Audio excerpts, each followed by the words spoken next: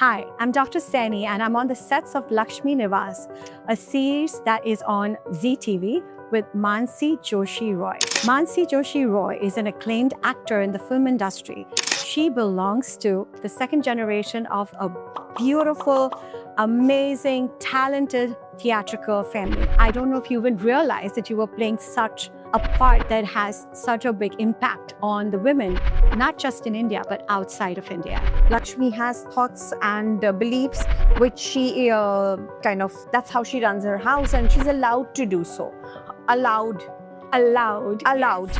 And before we end, I have a question of you. Sure. We're going to turn the tables today, okay? There were a lot of Indian people that would come to me, but they would not want to listen.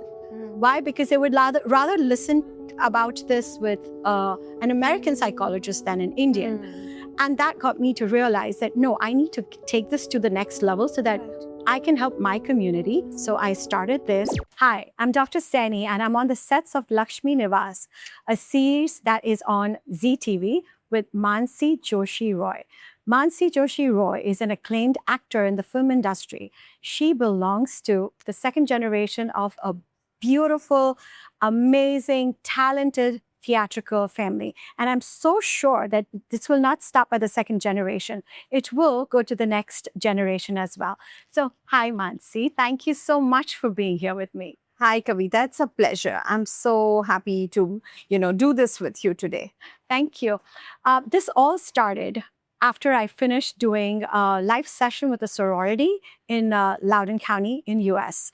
And we talked about cultural stewardship, which is a beautiful term to show how the Indian women or any of the people in our community are gatekeepers of the positive role models that we play. And after watching this series, I realized that Manasi was doing an amazing job at being a cultural steward for all the women and their roles in the community. So I reached out and she was kind enough to come and do this podcast with us.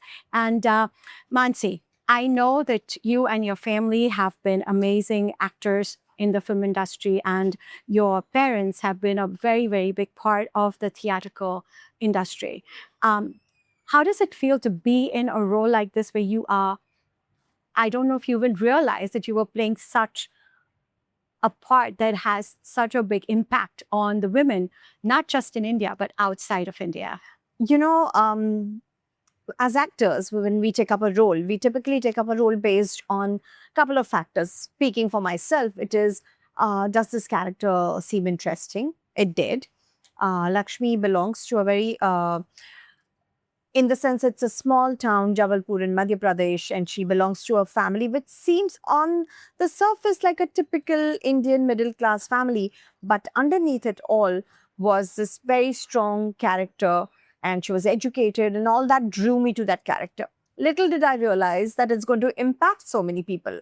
So as actors, we choose a role because it kind of, resonates with you and it seems right. And then it's such a joy to know that it has resonated with the audience and that you're making some sort of a, impact. It's made a huge impact. I can tell you that for sure. Being part of, the mental health in the United States, little did I realize that how much it has impacted India as well. However, in India, people are not open to talk about it. They're not open to, because they feel that they're judged. People have opinions and things like that. But it's changing now. It's changing. Absolutely. Yeah. And I'm so happy to know that it's changing. And it's people like you that come on the screen and they show us that this change is possible. Yes. How do you feel about how the industry, the Indian television is viewed, and how has it changed over time? Oh, it's changed tremendously. There was a time when Indian TV serials, the daily shows that we do were considered regressive. And people would always complain about it, yet the audience consumed it. Let me tell you that. Yeah. The entire nation used to watch them, and then they would complain that they were regressive. But there's been a little trend, and it's changing now. And I feel, for example, our show, Lakshmi Niwas, is a show which is very progressive. At the heart, it is a small town, middle-class family. And there are layers of patriarchy, for sure, in, the other families. But this family seems to be really progressive. And the women are progressive, though they might be doing the roles which are a typical a role of a housewife, but she's a progressive housewife. Lakshmi has thoughts and beliefs which she kind of that's how she runs her house, and she's allowed to do so. Allowed. Allowed. Yes. But the husband is also shown to be a progressive guy, and so that's the part which is very interesting, that our show is aiming to show the change that is really there in society today. So the show also shows that when you say allowed, and it's perfectly Yeah. stated, allowed, that the husband not just allows, but he stands with Yes. the wife that, no, I just didn't allow you. I know you're right. Because there are husbands who give lip service, and then there are people who actually believe in it. And this character, Lakshmi and Niwas, are people who are actually characters which believe in equality, in partnership which is democratic.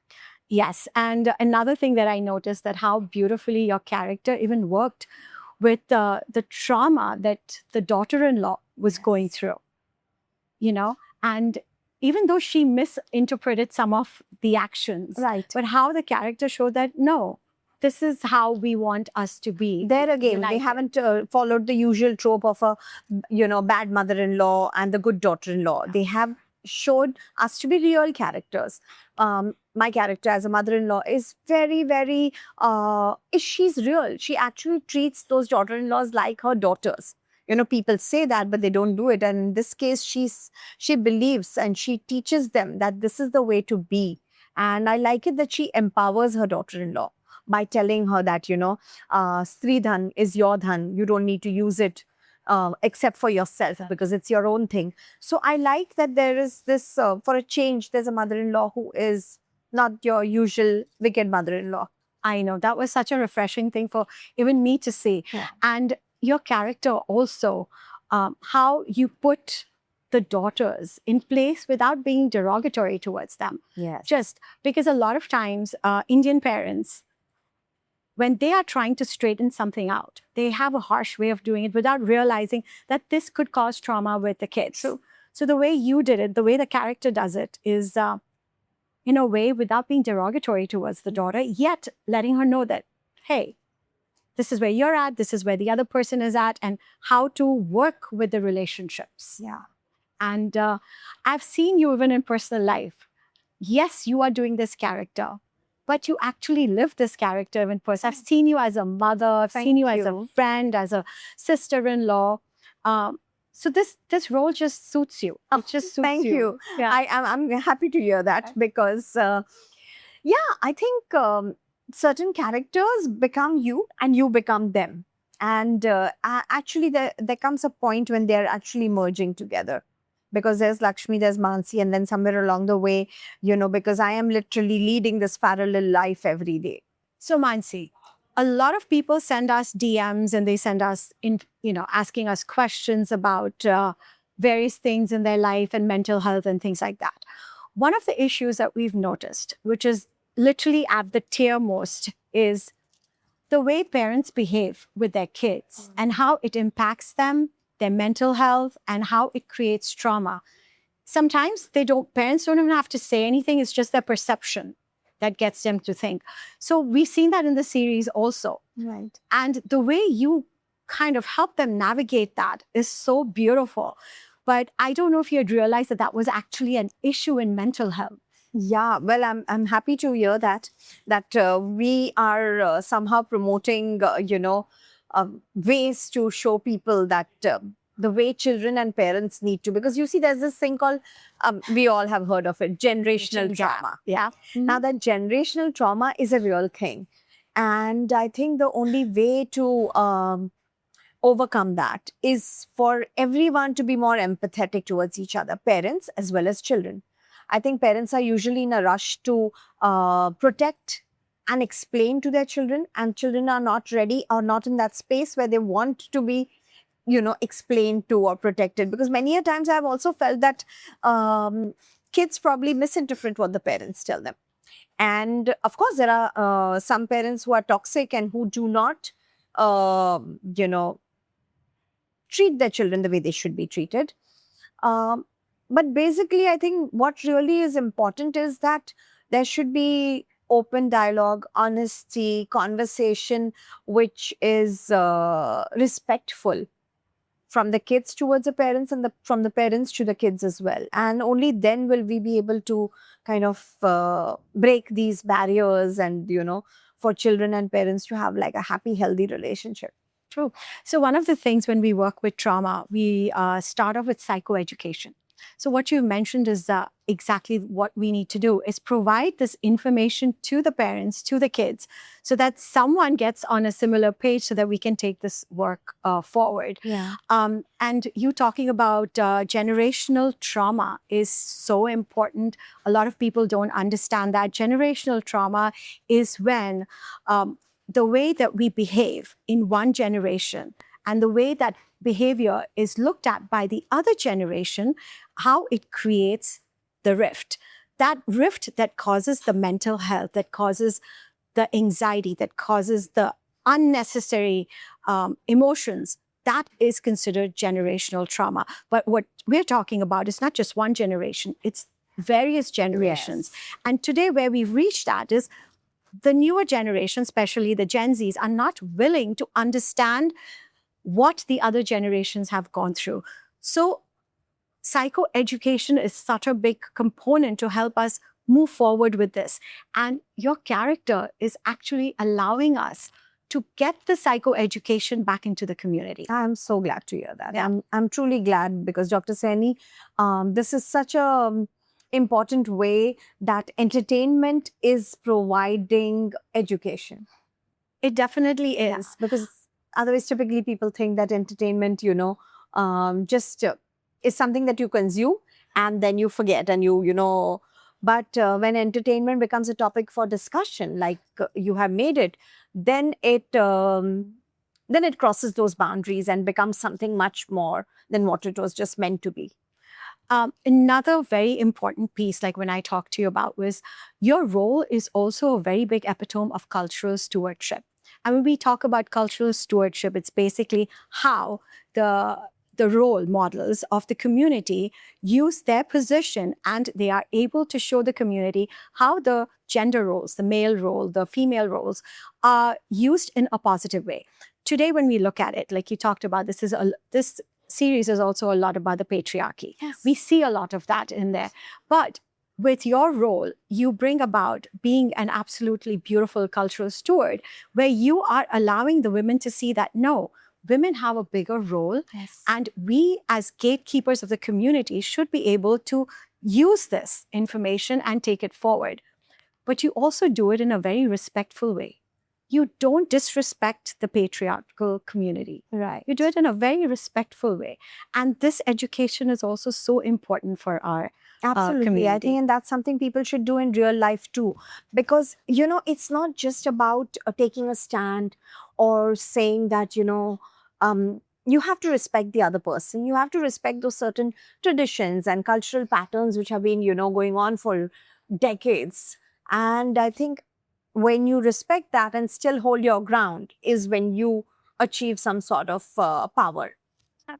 So baby steps. This is a beautiful Yes. baby steps. Baby steps will take this forward.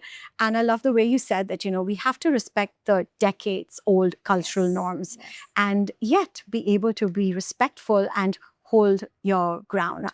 So to honor this, I would like to share this information with you that Rhythm Psychological Services, I'm a founder of that private practice in the US, and I'm also a board member of Women Empowerment Foundation.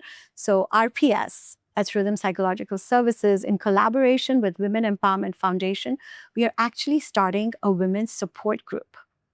That's wonderful. And we will be showing them what your character does and providing them with psychoeducation. And we're going to try to do the cultural stewardship ourselves. And you actually are a very big inspiration. Your character is a very big inspiration for that. Thank you. So July 26, 2026, we will be having our first support group.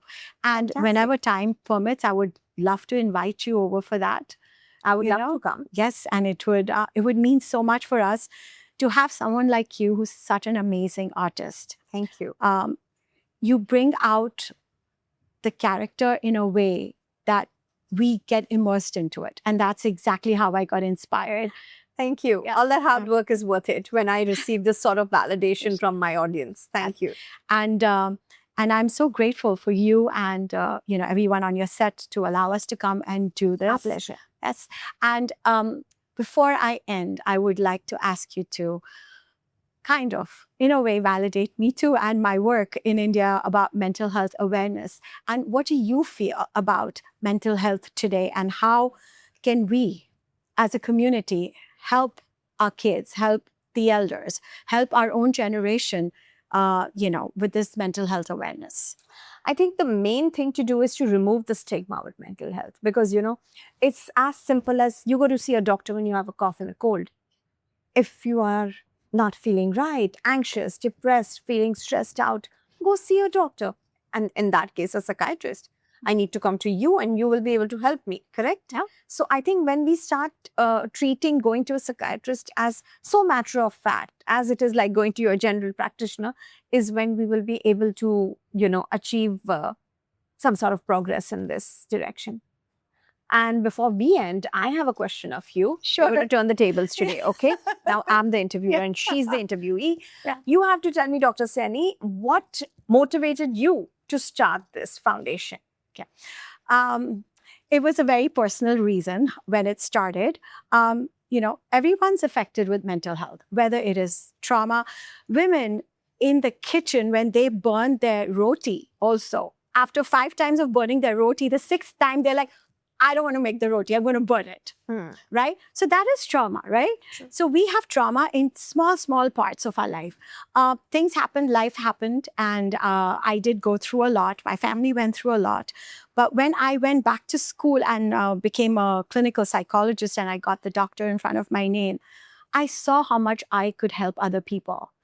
And while being in Virginia in the United States, there were a lot of Indian people that would come to me, but they would not want to listen. Why? Because they would rather listen about this with an American psychologist than an Indian. And that got me to realize that, no, I need to take this to the next level so that I can help my community.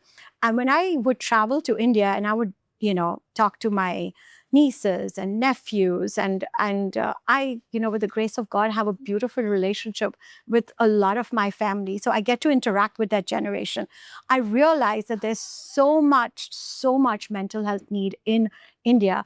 And I was like, you know what? It's time for me to give back to my country as well. Fantastic. So I started this, and it has gone to the next level. We are helping a lot of people on a daily basis, and I will be, in fact, hiring Indian counselors, training them so that we can provide free counseling services online to the people, because I cannot take care of everything alone. It's gotten that big. So we will be doing that. How wonderful is that? I wish you a lot of luck and congratulations on this foundation, and more power to you. Thank you. And more power to you too, Manasi, for doing such amazing work. Thank you. Yes. So that was Manasi Joshi Roy, and I'd like to thank her again for being a part of this and for always encouraging a lot of initiatives like this. Thank you.